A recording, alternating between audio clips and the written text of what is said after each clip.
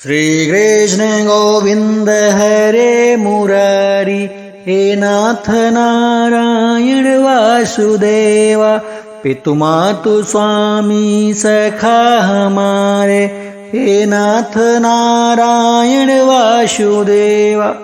ओम तत्सत। श्री गणेशाय नमः।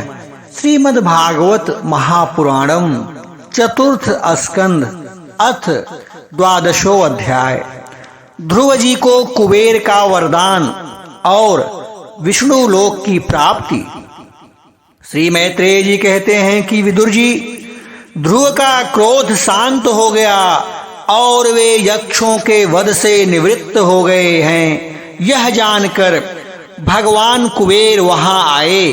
उस समय यक्ष, चारण और किन्नर लोग उनकी स्तुति कर रहे थे। उन्हें देखते ही ध्रुव जी हाथ जोड़कर खड़े हो गए।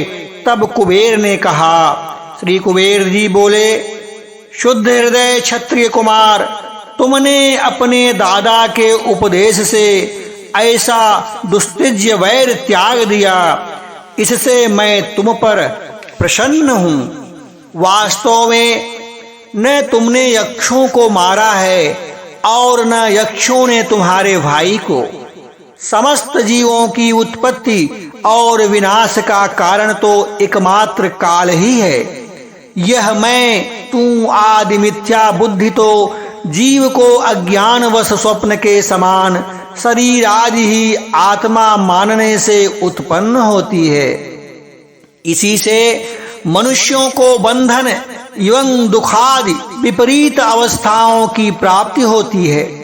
ध्रुव, अब तुम जाओ, भगवान तुम्हारा मंगल करें। तुम संसार पाश से मुक्त होने के लिए सब जीवों में समदृष्टि रखकर सर्वभूतात्मा भगवान श्री हरि का भजन करो। वे संसार पाश का छेदन करने वाले हैं तथा संसार की उत्पत्ति आदि के लिए अपनी त्रिगुणात्मिका माया से युक्त होकर भी वास्तव में उससे रहित हैं। उनके चरण कमल ही सबके लिए भजन करने योग्य हैं। प्रियवर, हमने सुना है तुम सर्वदा भगवान कमलनाभ के चरणों के समीप रहने वाले हो, इसीलिए तुम अवश्य ही वर पाने योग्य हो। ध्रुव, तुम्हें जिस वर की इच्छा हो मुझसे निसंकोच एवं निशंक मां होकर मांग लो। श्री मैत्रेय जी कहते हैं कि विदुर जी, यक्षराज कुबेर ने जब इस प्रकार का वरदान मांगने के लिए आग्रह किया, तब महाभागवत महामती ध्रुव जी ने उनसे यही मांगा कि मुझे श्री हरि की अखंड स्मृति बनी रहे, जिससे मनुष्य सहज ही दुस्तर संसार सागर को पार कर जाता है। इड़विड़ा के पुत्र कुबेर जी ने बड़े प्रसन्न मन से उन्हें भगवत स्मृति प्रदान की। फिर उनके देखते ही देखते वे अंतर ध्यान हो गए। इसके पश्चात ध्रुव जी भी अपनी राजधानी को लौट आए। वहां रहते हुए उन्होंने बड़ी बड़ी दक्षिणा वाले यज्ञों से श्री भगवान यज्ञ पुरुष की आराधना की। भगवान ही द्रव्य, क्रिया और देवता संबंधी समस्त कर्म और उनके फल हैं तथा वे ही कर्म फल के दाता भी हैं। सर्वोपाधि शून्य सर्वात्मा श्री अच्युत में प्रबल वेग युक्त भक्ति भाव रखते हुए ध्रुव जी अपने में से और समस्त प्राणियों में सर्वव्यापक श्री हरि ही विराजमान देखने लगे। ध्रुव जी बड़े ही शील संपन्न, ब्राह्मण भक्त, दीनवत्सल और धर्म मर्यादा के रक्षक थे। उनकी प्रजा उन्हें साक्षात पिता के समान मानती थी। इस प्रकार तरह तरह के ऐश्वर्य भोग से पूर्ण का और भोगों के त्याग पूर्वक यज्ञादि कर्मों के अनुष्ठान से पाप का क्षय करते हुए उन्होंने 36,000 वर्ष तक पृथ्वी का शासन किया।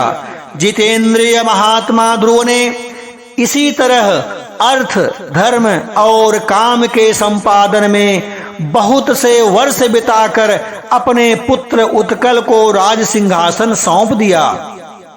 इस संपूर्ण दृश्य प्रपंच को अविद्यार्चित स्वप्न और गंधर्व नगर के समान माया से अपने में ही कल्पित मानकर और यह समझकर कि शरीर, स्त्री, पुत्र, मित्र, सेना, भरा पूरा खजाना, जनाने महल, सुरम्य विहार भूमि और समुद्र पर्यंत भूमंडल का राज्य, ये सभी काल के गाल में पड़े हुए हैं, वे बदरिका आश्रम को चले गए। वहां उन्होंने पवित्र जल में स्नान कर इंद्रियों को विशुद्ध शांत किया और फिर स्थिर आसन में बैठकर प्राणायाम द्वारा वायु को वश में किया। तदंतर मन के द्वारा इंद्रियों को ब्रह्म विषयों से हटाकर मन को भगवान के स्थूल विराट स्वरूप में स्थिर कर दिया। उसी विराट रूप का चिंतन करते करते वे अंत में ध्याता और ध्येय के भेद से शून्य निर्विकल्प समाधि में लीन हो गए और उस अवस्था में विराट रूप का भी परित्याग कर दिया। इस प्रकार भगवान श्री हरि के प्रति निरंतर भक्ति भाव का प्रवाह चलते रहने से उनके नेत्रों में बार बार आनंद राश्रुओं की बाढ़ सी आ गई। इससे उनका हृदय द्रवीभूत हो गया और शरीर में रोमांच हो आया। फिर देहाभिमान गलित हो जाने से उन्हें मैं ध्रुव हूं इसकी स्मृति भी न रही। इसी समय ध्रुव जी ने आकाश से एक बड़ा ही सुंदर विमान उतरते हुए देखा। वह अपने प्रकाश से दसों दिशाओं को आलोकित कर रहा था, मानो पूर्णिमा का चंद्र ही उदय हुआ हो। उसमें दो श्रेष्ठ पार्षद गदाओं का सहारा लिए खड़े थे। उनके चार भुजाएं थी, सुंदर श्याम शरीर था, किशोर अवस्था थी और अरुण कमल के समान नेत्र थे। वे सुंदर वस्त्र, किरीट, हार, भुजबंद और अति मनोहर कुंडल धारण किए हुए थे। उन्हें पुण्य श्लोक श्री हरि के सेवक जान ध्रुव जी हड़बड़ाहट में पूजा आदि का क्रम भूलकर सहसा खड़े हो गए और ये भगवान के पार्षद में प्रधान हैं। ऐसा समझकर उन्होंने श्री मधुसूदन के नामों का कीर्तन करते हुए उन्हें हाथ जोड़कर प्रणाम किया। ध्रुव जी का मन भगवान के चरण कमलों में तल्लीन हो गया और वे हाथ जोड़कर बड़ी नम्रता से सिर नीचा किए खड़े रहे। तब श्री हरि के प्रिय पार्षद सुनंद और नंद ने उनके पास जाकर मुस्कुराते हुए कहा। सुनंद और नंद कहने लगे कि राजन, आपका कल्याण हो, आप सावधान होकर हमारी बात सुनिए। आपने 5 वर्ष की अवस्था में ही तपस्या करके सर्वेश्वर भगवान को प्रसन्न कर लिया था। हम उन्हीं निखिल जगत जीना शांग पाणी भगवान विष्णु के सेवक हैं और आपको भगवान के धाम में ले जाने के लिए यहाँ आए हैं। आपने अपनी भक्ति के प्रभाव से विष्णु लोक का अधिकार प्राप्त कर लिया है और औरों के लिए जो बड़ा ही दुर्लभ होता है। परम ज्ञानी सप्तर्षि भी वहां तक नहीं पहुंच सके। वे नीचे से केवल उसे देखते रहते हैं। सूर्य और चंद्रमा आदि ग्रह नक्षत्र एवं तारागण भी उसकी प्रदक्षिणा किया करते हैं। चलिए, आप उसी विष्णु धाम में निवास करिए। प्रियवर, आज तक आपके पूर्वज तथा और कोई भी उस पद तक कभी भी नहीं पहुंच पाया है। भगवान विष्णु का वह परम धाम सारे संसार का वंदनीय है। आप वहां चलकर विराजमान हों। आयुष्मान यह श्रेष्ठ विमान पूर्ण श्लोक शिखामणि श्री हरि ने आपके लिए ही भेजा है। इस पर चढ़ने योग्य है। श्री मैत्रेय जी कहते हैं कि भगवान के प्रमुख पार्षदों के अमृतमय वचन सुनकर परम भागवत ध्रुव जी ने स्नान किया और संध्या वंदनादि करके नित्य कर्म से निवृत्त होकर मांगलिक अलंकारिक धारण किए हुए बदरिका आश्रम में रहने वाले मुनियों को प्रणाम करके उनका आशीर्वाद लिया। उसके बाद उन श्रेष्ठ विमान की पूजा और प्रदक्षिणा की और पार्षदों को प्रणाम कर सुवर्ण के समान कांतिमान दिव्य रूप धारण करके उस पर चढ़ने को तैयार हुए। इतने में ही ध्रुव ने देखा कि काल मूर्तिमान होकर उनके सामने खड़ा है। तब वे मृत्यु के सिर पर पैर रखकर उस समय अद्भुत विमान तल पर चढ़े। उस समय आकाश में दुंदुभी, मृदंग और ढोल आदि बाजे बजने लगे। श्रेष्ठ गंधर्व गान करने लगे और फूलों की वर्षा होने लगी। विमान पर बैठकर ध्रुव जी ज्यों ही भगवान धाम को जाने के लिए तैयार हुए, त्यों ही उन्हें अपनी माता सुनीति का स्मरण हो आया। वे सोचने लगे, क्या मैं बेचारी माता को छोड़कर अकेला ही दुर्लभ बैकुंठ धाम को जाऊंगा?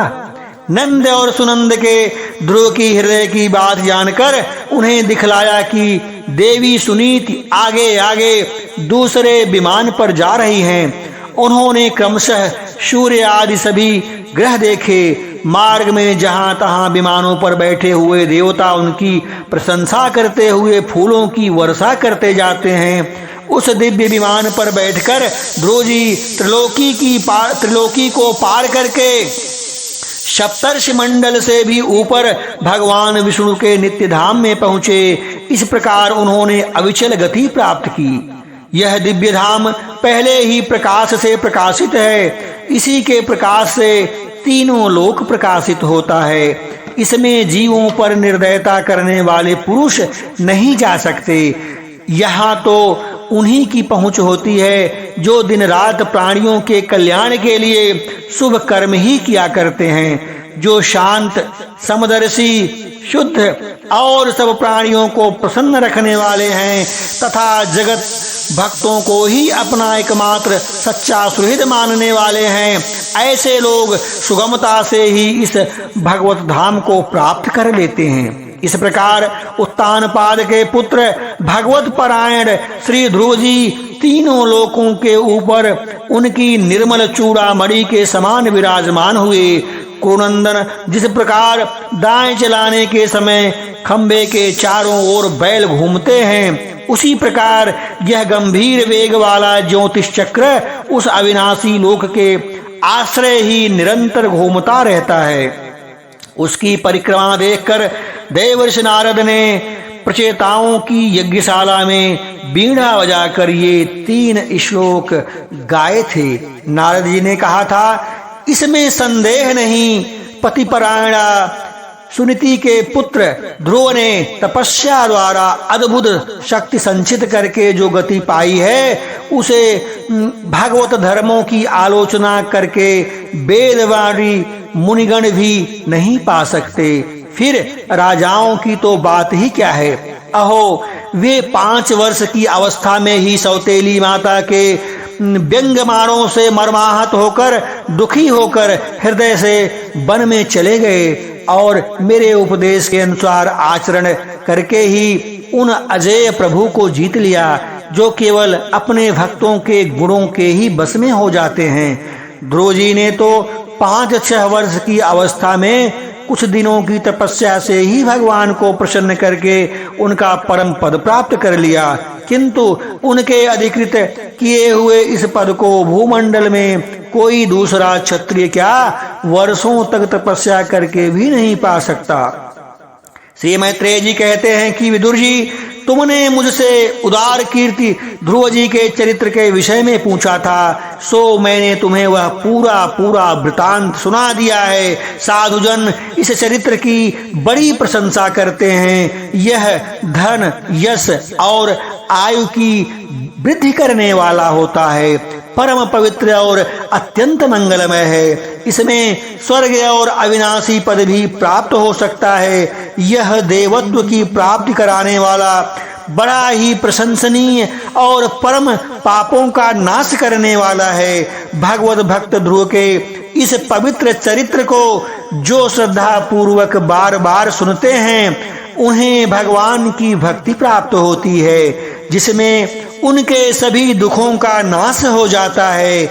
इसे श्रवण करने वाले को शीलादि गुणों की प्राप्ति होती है। जो महत्व चाहते हैं उन्हें महत्व की प्राप्ति कराने वाला स्थान मिल जाता है।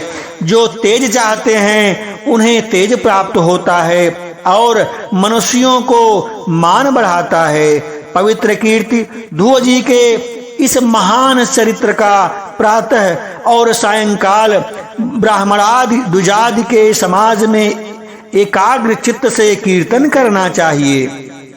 भगवान के परम पवित्र चरणों की शरण में रहने वाला जो पुरुष इसे निष्काम भाव से पूर्णिमा, अमावस्या, द्वादशी, श्रवण नक्षत्र, तिथिक्षय, व्यतिपात्र, संक्रांति अथवा रविवार के दिन श्रद्धालु पुरुषों को सुनाता है, वह स्वयं अपने आत्मा में भी संतुष्ट रहने लगता है और सिद्ध हो जाता है।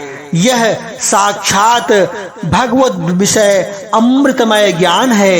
जो लोग भगवत मार्ग के मर्म से अनभिज्ञ हैं, उन्हें जो कोई इसे प्रदान करता है, उस दीन वत्सल कृपालु पुरुष पर देवता अनुग्रह करते हैं। ध्रुव जी के कर्म सर्वत्र प्रसिद्ध और परम पवित्र हैं। वे अपनी बाल्यावस्था में ही माता के घर और खिलौनों का मोह छोड़कर श्री विष्णु भगवान की शरण में चले गए थे। कुरुनंदन, उनका यह चरित्र बहुत ही पवित्र चरित्र मैंने तुम्हें सुना दिया है। श्रीमद्भगवते महापुराणे पारमहंस्या संहिताया चतुर्थ स्कंदे ध्रुवचरित्र नामक 12वां अध्याय संपूर्णम्। बोलो वृंदावन बिहारी लाल की जय।